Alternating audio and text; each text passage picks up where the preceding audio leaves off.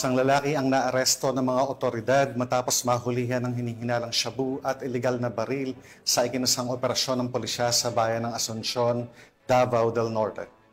Hindi naman titigil ang mga kapulisan sa kanilang adhikaing gawing ligtas ang bawat barangay, lungsod at lalawigan, hanggang sa tuluyang masugpo ang banta ng ilegal na droga at karahasan sa buong bansa.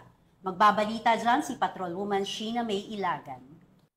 44 anyos na lalaki na kilala sa alias na Roland ang naresto sa bisa ng search warrant matapos ang matagumpay na operasyon ng mga otoridad nito lamang Hulyo taong kasalukuyan sa Purok 6 Barangay New Bantayan, Asuncion, Davao del Norte. Ang operasyon ay isinagawa ng mga tauhan ng Asuncion Municipal Police Station, katuwang ang Davao del Norte Provincial Drug Enforcement Unit, Davao del Norte Provincial Intelligence Unit, at ang 1st Davao del Norte Provincial Mobile Force Company. Sa ginawang paghalughog sa bahay ng sospek, na-recover ng mga operatibang humigit kumulang 3.4 grams ng ninal ng shabu na may tinatayang halaga ng 23,120 pesos, isang kalibre 38 na revolver kasabay ang 6 na bala at sling bag. Kasalukuyang nasa kusdiyan ng Asuncion Municipal Police Station ang sospek para sa kaukulang dokumentasyon at paghain ng mga kaso.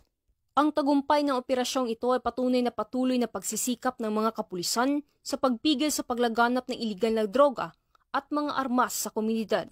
Mula dito sa Police Regional Office 11, ako inyong PN Correspondent, Patrolwoman Sheena May Ilagan, alagad ng batas tagataguyod ng Balitang Pulis.